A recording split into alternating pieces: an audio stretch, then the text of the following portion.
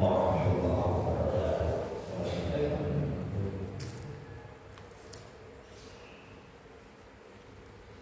Alhamdulillahilladzi anzala 'ala 'abdihi al-kitaba wa lam yaj'al lahu 'iwaja. Qayyiman liyundhira ba'san shadidan min ladunhu wa yubashshira al-mu'minin. Wa yubashshira al-mu'minina alladhina ya'maluna as-salihati anna lahum ajran hasanan makithina fihi abada wa yundhira alladhina qalu ittakhadha Allahu walada. Rabbi shrah li sadri wa yassir li amri wahlul 'uqdatam min lisani yafqahu qawli. Para jamaah salat subuh dimuliakan oleh Allah. Alhamdulillah, monggo kita sholawat salam senantiasa bersyukur kepada Allah atas nikmat yang telah diberikan kepada kita semua, sehingga pada kesempatan pagi hari ini kita bisa bertemu kembali di majelis yang penuh berkah ini, insyaallah tanpa kekurangan suatu apapun. Semoga salawat serta salam senantiasa tercurahkan kepada junjungan kita Nabi besar Muhammad sallallahu alaihi wasallam. Amin ya rabbal alamin. Para jemaah sekalian, selepas kita ini mengetahui berbagai macam ilmu yang terkait dengan tatanan hati yang sudah kita kaji beberapa waktu yang lama, maka sudah saatnya ketika itu kita harus menjadikan hati kita menjadi hati yang berpikir kepada Allah. Meskipun ngertos ilmu sabar, ilmu syukur, tawakal, zuhud, kemudian sampun memahami juga penyakit-penyakit hati yang harus kita hilangkan atau yang harus kita bersihkan dari dalam hati. Maka seterusnya yang menjadi tujuan dari semua itu menurut Imam Ghazali adalah kita berpikir kepada Allah. Maksudnya zikir ini merupakan rutinitas harian kita. Zikir harus kita jadikan sebagai wirid di setiap keadaan kita. Niki nopo cara, karena memang tujuan dari semua ilmu ma'rifat yang terkait dengan pendekatan diri kepada Allah, niku tujuannya adalah agar jiwa ini, hati itu bisa tenang eling Allah. Niki tujuannya itu. Lalu kita harus bertawakal kepada Allah dalam situasi dan kondisi apapun. Kenapa kita harus bersabar saat menghadapi ujian-ujian yang kaitannya dengan musibah atau kehidupan dunia yang lain, kaitannya kesedihan-kesedihan dan perkara-perkara yang lain. Itu supaya nanti endingnya, akhirnya hati ini cik madem-madem dikira Allah, cik boten enten ganjaran-ganjaran sih enten teng hati. Makanya ini yang ngertos ilmu ini, dikira ini sangat madem-madem, sangat tenang, eling teng Allah. Soalnya pun ngertos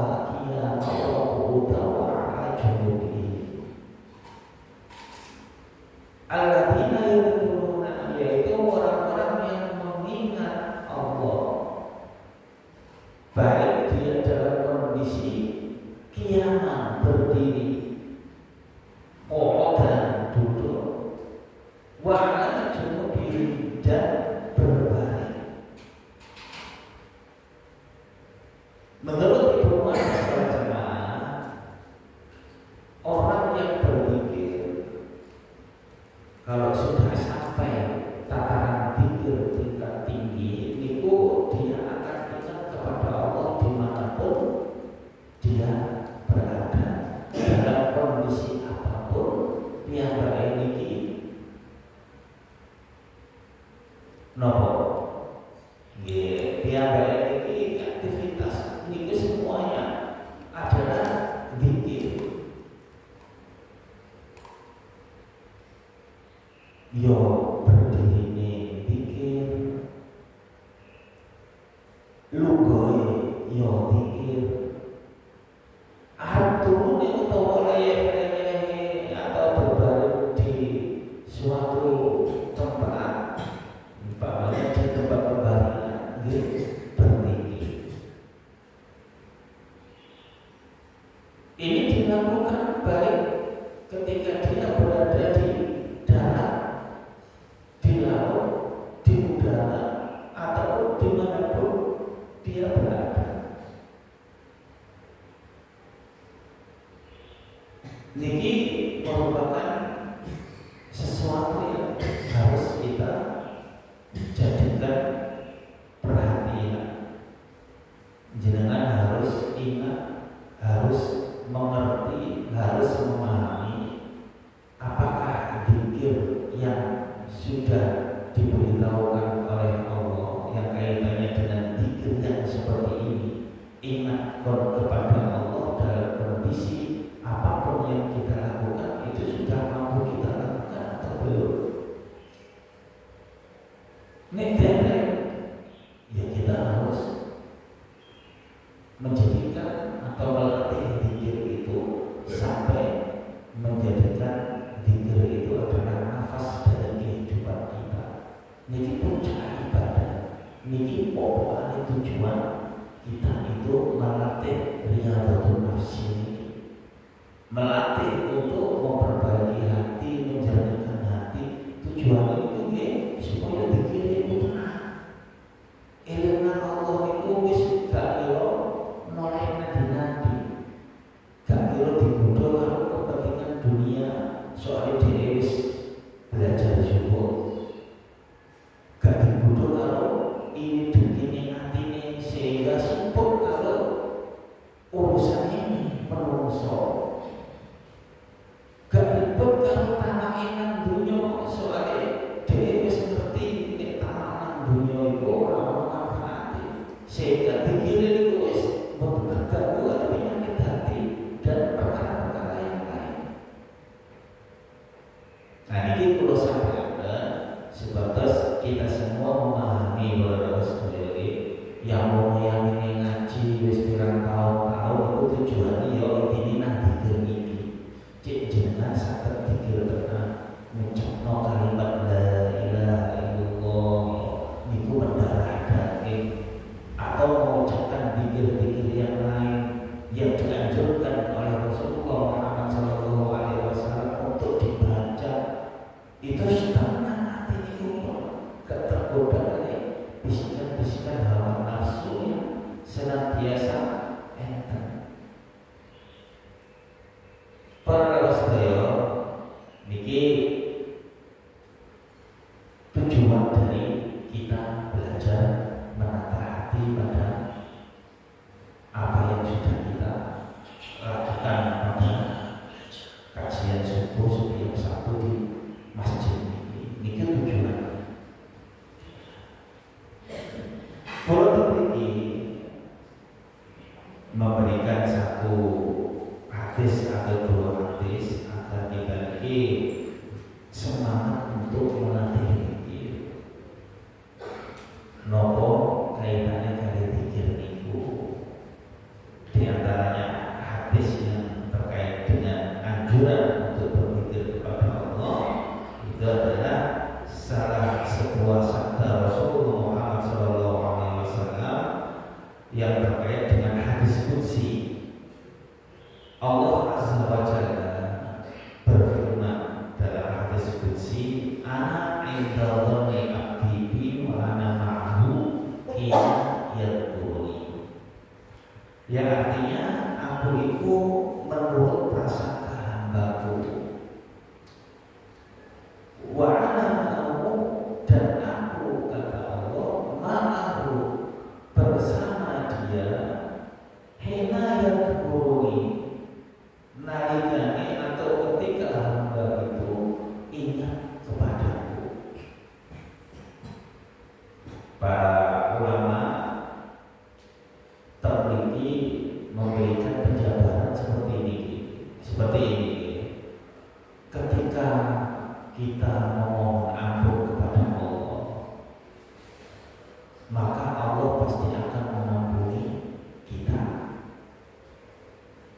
Makanya ini enten kesalahan, enten dosa, atau kita memang setiap hari melazimkan istighfar, Allah pasti akan mengampuni dosa-dosa kita. Wa inta'ani ajababi, dan ketika hamba itu berdoa kepadaku, niscaya kata Allah akan aku kabulkan. Makanya ini jangan berdoa atau memiliki hajat kebutuhan yang terkait kepentingan dunia atau akhirat atau kepentingan apapun yang jenengan butuhkan, mintalah kepada Allah. Niscaya Allah pasti akan memberi apa yang jenengan doakan itu. Atau ketika kita meminta meminta perlindungan, meminta keselamatan dunia dan akhirat, Allah pasti akan memberikan apa yang kita mintakan tersebut. Nah, ini menurut prasangka kita. Makanya donga niku sing yakin nek doanya bakal diijabahi. Kapan ya itu terserah Allah. Tapi kita harus memiliki keyakinan yang mantap bahwa semua yang kaitannya dengan doa kita itu pasti diijabahi. Ini merupakan satu syarat nek jenengan kepengin dongane dikabulkan. Nah ini donga serius nang Allah. Ya apa? Mundungo gak serius Allah itu gak bisa dikono-kono. Allah itu gampang wae ngekei, nek kepengin ngekei yo karek kun fayakun, kuat pas gampang-gampang. Lah terkadang kita ini sing boten ngerti, lah ya wis ngomong sedaya ini kok gak dikabulno. Lah iku prasangka jenengan mawon. Prasangka jenengan mawon niku. Dan Allah boten saged dipaksa. Nek Allah gelem ya dikene iki gak gelem ya gak sampeyan jaluk maksa. Nek Allah gak saged gak boleh ngoten. Kepada kita jaluk kepada manusia saja kita tidak boleh memaksa. Lah kita kepada Allah maksa. Tetapi kemantapan kita anak indah dunia abdi yang kaitannya dengan harapan kita kepada Allah itu butuh mantap. Jadi menurut penjelasan para ulama. Kemudian hadis ini dilanjutkan. Hadis ini dilanjutkan.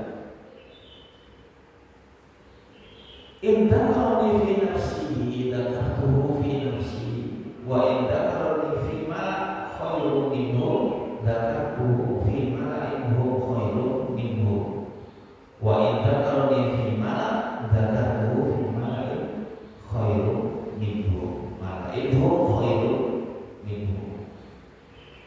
Dan jika hambaku ini mengingatku dalam dirinya, niscaya aku akan ingat dalam diriku. Coba jangan renungi hadis kunci kaitannya kali pikir ketika jenengan eling Allah di dalam hati jenengan. Ketika itu pula Allah pasti akan ingat kita di dalam diri Allah. Maksudnya ini jangan difahami secara zahir. Allah tidak bisa difahami secara zahir. Ini menunjukkan alangkah dekatnya seorang yang berpikir kepada Allah itu maksudnya. Menunjukkan bahwa Allah itu sangat dekat kepada orang-orang yang berpikir, karena ketika kita berpikir kepada Allah bersama ketika itu pula Allah ingat kepada kita. Ini luar biasanya ibadah zikir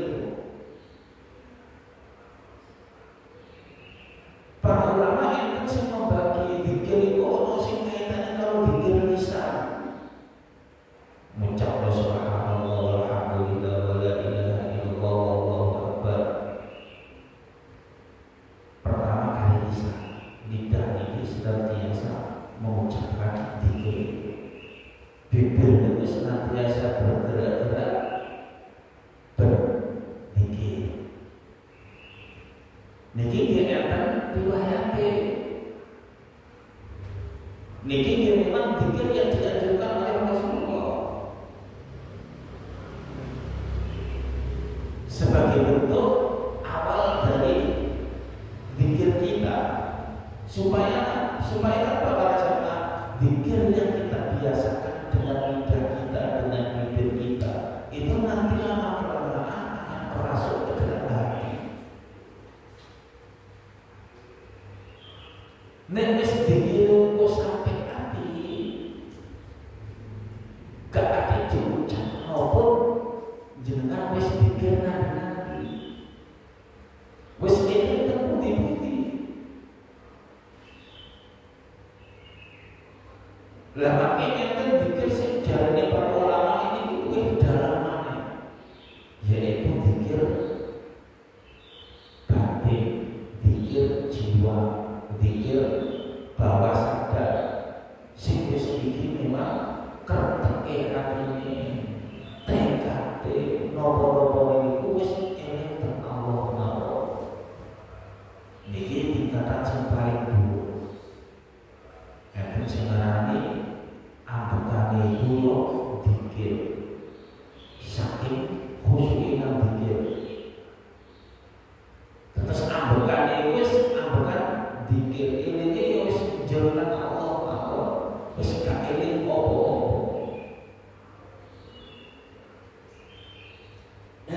Dan Allah para jemaah menjanjikan orang yang berzikir ini pasti akan diingat oleh Allah. Dimanapun dia berada, di situ juga ingat Allah. Allah pun pasti ingat kepada dirinya. Dengan ini. Makanya ini kepingin dengan rahmat Allah, gimana akhir-akhir dikir.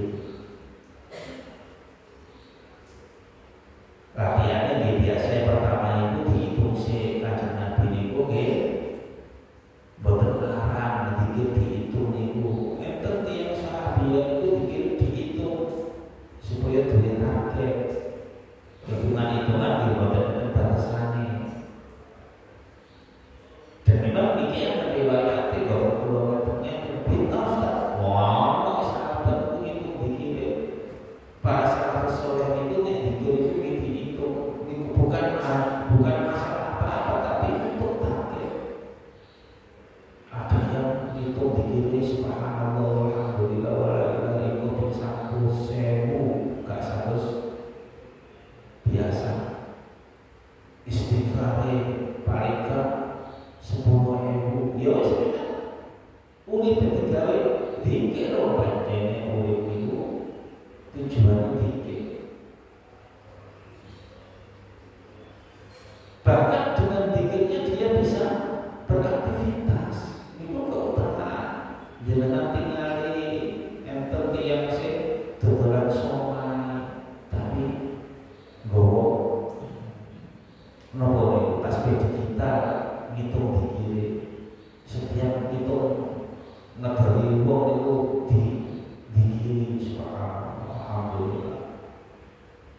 Dan itu merupakan kebiasaan.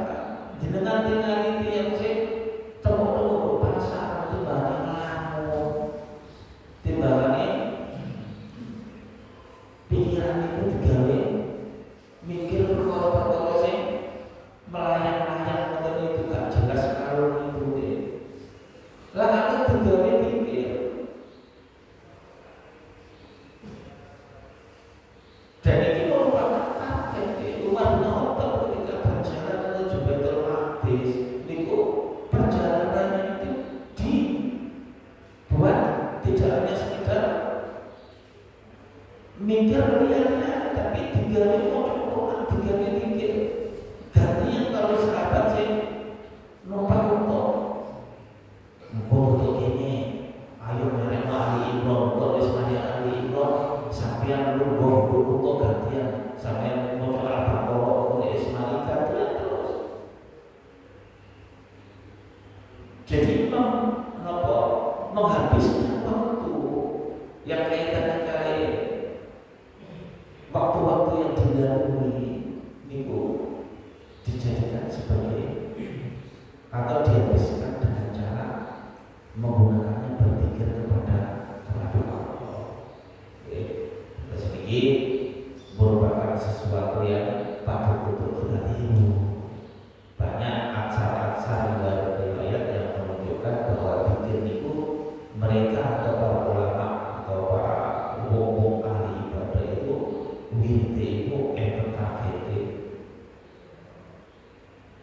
ini merupakan ayat yang masyhur di mana moco kitab-kitab peninggalan mereka.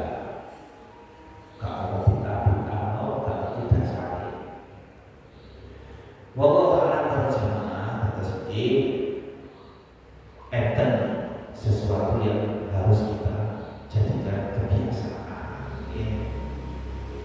Wa idza qara'tu fi mala'ikatu fi mala'in khairun minhu. Lan nalikane wong-wong iku maksudnya hamba-hamba iku iling nang aku, maksudnya Allah di suatu majelis, majelis kayak ini nang Allah yang pertama jeneng iling nang lihat ini ya biasa ya mesti merupakan kajian marino anak-anak hati ini itu podo kalau ini kan Allah soalnya buka pintu supaya ngerti cara mengarahkan Allah itu. Maka Allah akan mengingat orang tersebut atau mengingat kita dalam satu majelis khairun minhum, yang itu majelisnya lebih baik dari majelis kita saat ini. Yang mau ini boten wong sing ahli pikir dalam sebuah majelis dimasuk kita berbagi majelis ilmu menurut sebagian ulama yang masuk majelis pikir karena mentadabburi ilmu. Maka Allah pun mengingat kita. Ibu si bulan dua malaikat ini aku majelis kajian subuh kedua kakak umpamane. Ibu si bulan dua malaikat niki di omong malaikat sing enten majelis tersebut. Terus nama kita yang ikut di sebuah majelis dalam rangka berzikir kepada Allah disebutkan oleh Allah. Di majelis di mana Allah menghimpun para malaikatnya. Terus kita itu dikenal ini ahli majelis ilmu, ini ahli majelis zikir. Dikenal oleh Allah. Sekarang dulu saya katakan. Nah, ini Allah yang sudah mengenal kita dengan zikir yang kita lakukan. Apa gunanya dikenal manusia? Allah sendiri mengenal kita jauh lebih baik dibandingkan kita termasuk di kalangan manusia. Masya Allah ini luar biasa. Tiap-tiap sing turun nekani majelis zikir. Kemudian hadis ini dilanjutkan. Wa in taqarraba minni shibrun taqarrabtu ilaihi dhira'an. Wa in taqarraba ilayya dhira'an taqarrabtu minhu ba'an. Wa in atani yamshi ataituha arwah ta'ala. Kalau memang sengaja memilih hadis zikir kayak tadi hadis begini ini, karena memang pemaknaannya itu Masya Allah luar biasa dalam. Dikaji dalam batin itu wis gak mari-mari. Ditelaah niku Masya Allah luar biasa. Karena hati kita dibawa untuk